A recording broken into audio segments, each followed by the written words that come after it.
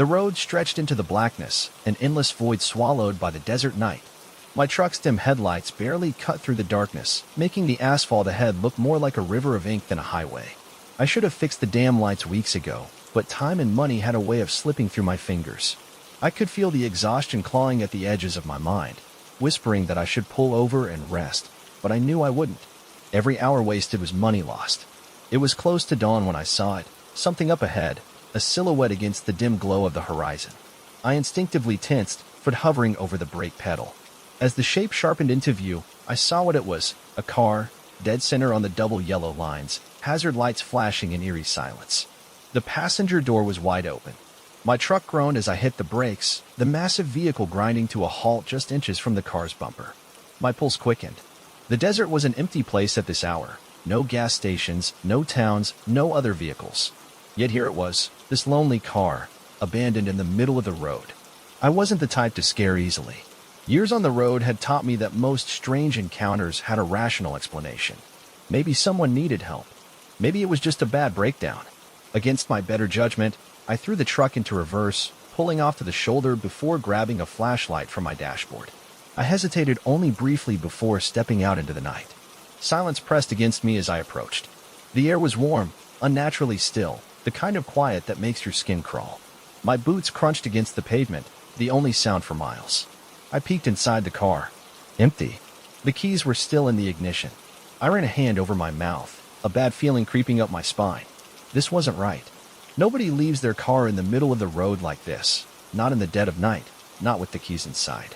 I glanced around, scanning the desert for any movement, any sign of life. Nothing but endless dunes and the distant hum of the wind. Then I heard it, a faint sound, carried by the night. A voice? A whisper? It was coming from somewhere beyond the road, in the darkness of the desert. I turned my flashlight toward the source, but the beam barely reached past the truck's headlights. The sound came again, a low, breathy murmur. I took a step back, then another. Something inside me screamed to get back in my truck and leave. But I forced myself to move forward, toward the trunk of the car. The latch was locked, but something told me I needed to see what was inside. I grabbed the keys from the ignition and twisted them in the lock. It didn't open. I frowned, pulling harder. Still stuck.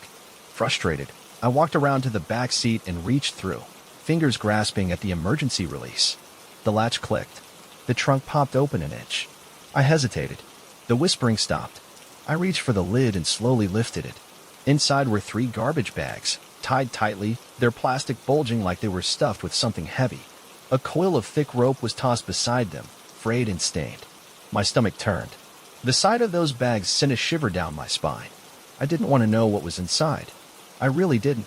Then, a gunshot rang out. The crack of the bullet shattered the silence, the sound ricocheting across the desert. My body reacted before my brain did. I ducked, heart hammering. The trunk slammed shut as I stumbled back, eyes darting toward the source of the shot. A figure emerged from the darkness. Short, stocky, wearing overalls and thick boots. His hair was wild, sticking up in fiery red tufts under the moonlight. In one hand, he held a shovel. In the other, an old hunting rifle. He saw me. We locked eyes. For a moment, neither of us moved. Then he raised the rifle. I ran. I sprinted toward my truck, breath ragged, hands fumbling for the door handle. Behind me, I heard him shout, something desperate, something frantic, but I didn't stop to listen. I scrambled inside, turning the key in the ignition with shaking hands. The engine sputtered. Come on, eh. The truck roared to life just as I saw him in my mirror, standing at the trunk of the car, his face twisted in something that wasn't quite anger. It was panic. He dropped the shovel, raised his hands, and shouted, "Wait." I floored it. The truck lurched forward, tires screaming against the pavement as I tore away from the scene. I could see him in my mirror, running after me for a few paces before he turned, sprinting back toward the abandoned car. And then, headlights. In the distance, barreling down the road, fast. They weren't mine. They were his. I was being followed. The headlights in my mirror grew brighter, eating up the distance between us. My fingers tightened around the wheel, sweat slicking my palms. My truck wasn't built for speed, but I shoved the pedal down anyway, the engine groaning as I pushed it harder than I ever had before. The car behind me, a beat-up red sedan, was closing in fast. It wasn't just following. It was chasing me. My breath came quick, shallow. My mind raced through every possibility. That guy, whoever the hell he was, had been stuffing something into those garbage bags. Something he didn't want anyone to see. Was it drugs? Weapons? Something worse? Another possibility struck me, one that sent ice through my veins. Maybe he hadn't been trying to hurt me. Maybe he had been trying to warn me. A sharp honk blared behind me, the car swerving dangerously close. My truck lurched as I gritted my teeth, hands shaking. My mind screamed at me to pull out my phone, to call the cops, but I couldn't risk taking a hand off the wheel. The truck was barely holding steady as it was. The red sedan swerved again, cutting to my right. It was trying to get in front of me. No. Hell no. I yanked the wheel left, keeping my rig centered in the lane, blocking it from overtaking me. The sedan's engine roared, headlights flashing wildly as if it were trying to blind me in my mirrors. Then, I heard something. A noise. A rustling behind me. Not behind my truck. Inside it. The blood in my veins turned to ice. I swallowed hard, my heart beat a dull roar in my ears. The sleeper cab was closed off. I'd locked it before I left. No way in except through the front. But I could hear it now, clear as day, something shifting, moving in the darkness just feet behind my seat. I couldn't look. I couldn't turn. If I took my eyes off the road, even for a second, that psycho in the red car would run me off into the desert. But my brain was screaming at me, my instincts going haywire. Something was in my truck. A whisper, low, breathy, unnatural, crawled through the darkness behind me. You should have stayed. I nearly lost control of the wheel. No. This wasn't happening. This couldn't be happening. My mouth went dry.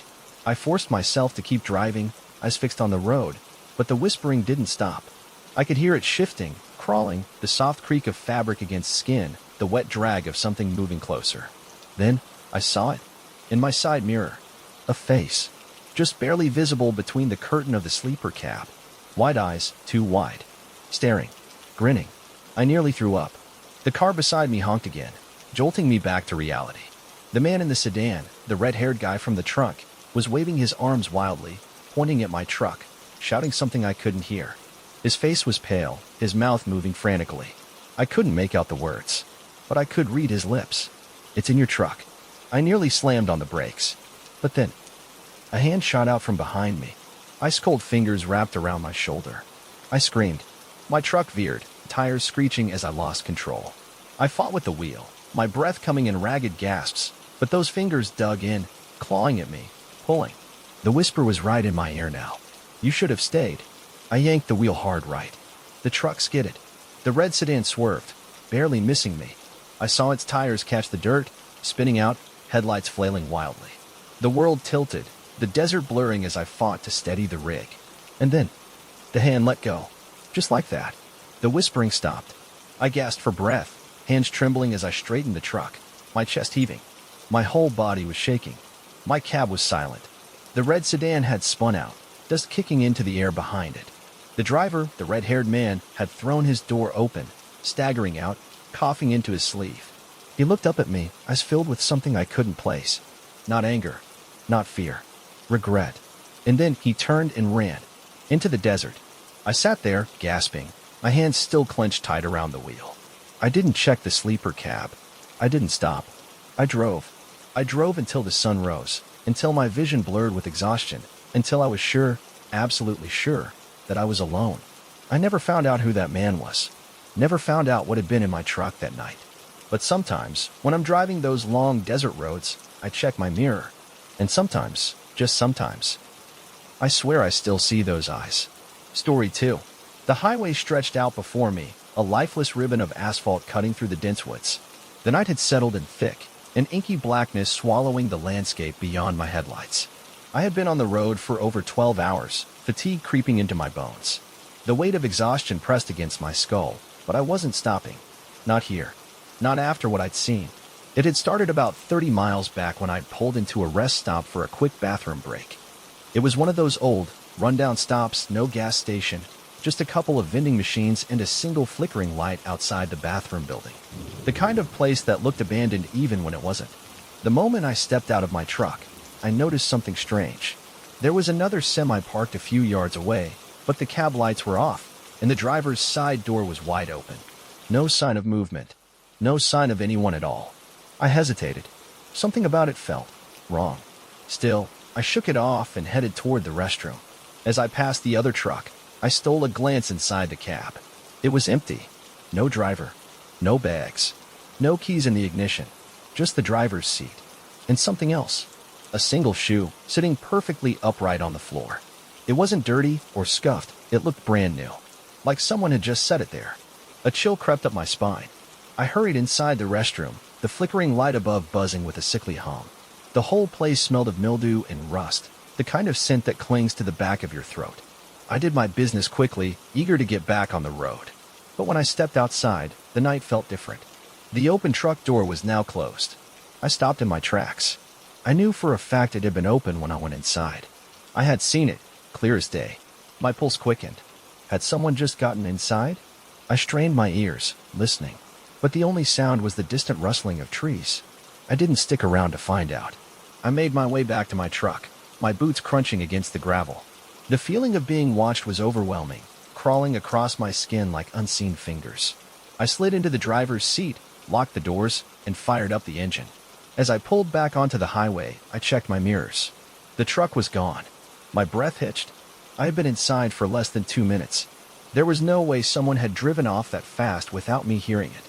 But the parking lot was empty, like it had never been there at all. I clenched the wheel tighter and pressed on, pushing my truck faster than I should have. The highway was deserted, nothing but endless darkness stretching ahead. My eyes flicked between the road and my mirrors, half expecting to see that truck appear behind me. But it didn't. Not for another 10 miles. And when it did, I nearly drove off the road. Because it wasn't just any truck. It was mine. A perfect reflection. Same make, same model, same rust patches along the side. And through the windshield, I saw someone sitting in my driver's seat. Someone who looked exactly like me. My breath caught in my throat. The truck behind me was identical to mine. Same model, same rusted streaks along the side, same dent near the passenger door. It wasn't just similar, it was exact. And the driver. The driver was me. He sat behind the wheel, staring straight ahead, his face illuminated by the dim glow of the dashboard. The same face I saw every morning in the mirror, but wrong. His eyes, my eyes, looked vacant, hollow. He didn't blink. He didn't move. The sight of him sent an icy wave of dread through me. This wasn't real. It couldn't be real. I yanked the wheel, forcing my truck into the next lane, my heart hammering. The duplicate truck followed immediately, matching my movements perfectly, like a twisted reflection. No, this was some kind of trick. A hallucination. I was exhausted. I had to be imagining this. But then the CB radio crackled to life. A voice. You should pull over. It was mine. The same pitch, the same tone, but flat, empty, like the voice of someone who had long since stopped being human. I slammed the radio off, hands trembling. The copy of me in the other truck tilted his head, just slightly. Then, his lips moved. I couldn't hear him, but I could read his lips. You're in the wrong truck. A sharp chill ran through me. The wrong truck? What the hell did that mean? I kept my foot on the gas, speeding up, the highway blurring past. But the duplicate stayed right beside me, keeping pace. No headlights. No sound. Just an empty ghost of my own rig, gliding through the darkness like it belonged there. Then, in my mirror movement, not behind me, inside my own truck, the sleeper cab curtain. It was moving. I sucked in a sharp breath, my hands going clammy. I had locked the sleeper cab earlier, hadn't I? But now, the fabric bulged outward, like someone was shifting behind it. The same icy whisper of dread that had gripped me at the rest stop returned, wrapping around my chest like a vice. I forced myself to keep my eyes on the road, but the curtain kept moving. A shadow stirred behind it. Something was in here with me. Then a hand. Pale fingers curled around the edge of the curtain, slow and deliberate. My entire body tensed, every nerve screaming at me to not look. But I couldn't stop myself. I turned. The curtain peeled back, and I saw myself. Another me, crouched in the dark, grinning with teeth that weren't quite human. His mouth stretched too wide, eyes too deep, like pits carved into his skull. He whispered something. I didn't hear it, because at that moment, the other truck, my truck, swerved into my lane. Metal screamed against metal as I wrenched the wheel, my truck veering onto the shoulder. The tires hit gravel, the entire rig shuddering violently as I fought for control. I risked a glance at my mirrors. The other truck was gone, vanished, and when I looked back at the sleeper cab, the curtain was closed, like nothing had ever been there. I sat there, panting, my knuckles white against the steering wheel. The road ahead stretched into the night, empty once again. I drove. I didn't stop until dawn. By the time I reached my drop-off point, I was questioning everything. Maybe I had been dreaming. Maybe exhaustion had finally broken something inside me. But then, as I climbed out of my truck, I noticed something in the passenger seat. Something that hadn't been there before. A single shoe. Perfectly upright. Brand new. Story 3. The highway was endless, stretching in an unbroken line beneath the cold glow of my headlights. The night pressed in from both sides, dense trees lining the road like silent sentinels. My truck rumbled beneath me, a steady hum that was almost comforting. I had been driving for over 14 hours straight, my body aching from the effort to stay awake. But I couldn't stop. Not here. Not after the last time. It was a stretch of highway I had driven many times before, a lonely road cutting through the forests of Montana. I had picked up my haul in North Dakota and was on my way west, aiming to make my drop-off before sunrise. Everything about this route was familiar. Until it wasn't. It started with the road sign. A green reflective sign, standing just off the shoulder, its white lettering barely catching in my headlights as I sped past. But something about it made my stomach lurch. Because I had seen it before. I had passed this exact sign 10 minutes ago. I shook my head, blinking the exhaustion from my eyes. I had to be imagining things. Maybe it was just a similar sign, another marker for a different turnoff. But doubt gnawed at me. I kept driving. Another 10 minutes passed. And then I saw it again. The same green sign. The same dent on its post. The same bullet hole through the letter O. I slammed on the brakes. My truck groaned to a halt, the weight shifting beneath me as the tires skidded slightly on the pavement. My pulse hammered in my ears. This wasn't possible. I reached for my GPS. It was frozen, the screen locked on my last known position. I tapped it. Nothing changed. I grabbed my phone. No service. A cold wave of unease washed over me. This wasn't just exhaustion messing with my head. Something was wrong. I sat there for a moment, trying to steady my breathing. The night outside felt too quiet, like the world was holding its breath. Then, the CB radio crackled. A voice came through. "You're going the wrong way." My blood turned ice. I hadn't touched the CB. It had been off. I stared at the receiver, my fingers hovering over it, hesitating. Every instinct told me not to respond. But before I could make a decision, a figure stepped into the road, right in front of my truck. I barely had time to react. I slammed my foot on the brake, my hands yanking the wheel to the right. The truck lurched violently, skidding across the pavement. The trailer groaned behind me, tilting dangerously before I managed to regain control. My heart was pounding. I turned my head, searching for the person I had nearly flattened. But the road was empty. No one was there. No footprints in the dust. Nothing. I swallowed hard, my hands shaking against the wheel. My breathing was uneven, my skin damp with cold sweat. And then, I saw it. In my mirror. A face. Inside my sleeper cab. Staring right at me. Grinning. My body locked up. The face in the mirror, it was mine. But it wasn't just a reflection. It was me, sitting in the sleeper cab, grinning in the dim light. Eyes too wide, teeth too visible. I couldn't move. I wanted to turn, to whip around and confront whatever was sitting behind me, but I was paralyzed by something deeper than fear. My breathing slowed, the inside of the truck suffocatingly silent. Then, the other me tilted his head, like he was studying me. The CB radio crackled to life again. "You're going the wrong way." The voice wasn't mine. It wasn't anyone's. It was distorted, like someone speaking through a layer of static and drowning water. A wave of nausea hit me. My truck was idling in the middle of the highway, my hazard lights blinking uselessly into the night. The same night that stretched endlessly on all sides. I had to move. I forced myself to turn. The sleeper cab was empty. The blanket was still slightly crumpled, the way I had left it before my shift. The curtain hadn't moved, but I had seen it. I had seen him. I shoved the truck into gear, gripping the wheel hard enough to make my knuckles go white. I didn't care what was happening anymore. I just needed to get out. The truck rumbled forward, the headlights slicing through the dense forest lining the road. The green road sign passed me again. The same one. The same bullet hole in the letter O. The nausea twisted into panic. I had been driving in a loop. I wanted to scream.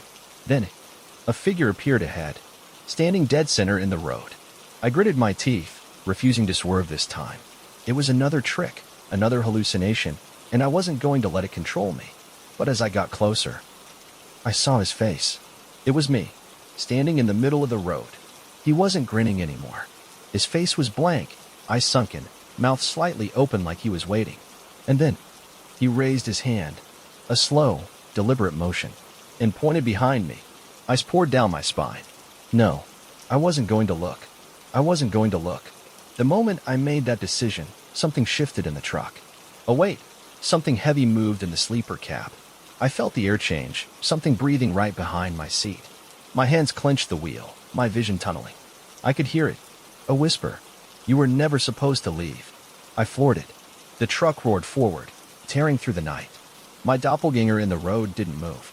But the moment I passed him, the CB radio crackled again. Wrong way. And then, the world flipped. Everything was upside down, the trees, the sky, the road. It was like I had driven off the edge of the world, my truck tumbling into nothingness. I blacked out. When I woke up, I was parked at the rest stop, the one from before. My truck was idling. The CB radio was off. My GPS was working again. The time hadn't changed. And in the passenger seat, a single shoe, perfectly upright, brand new.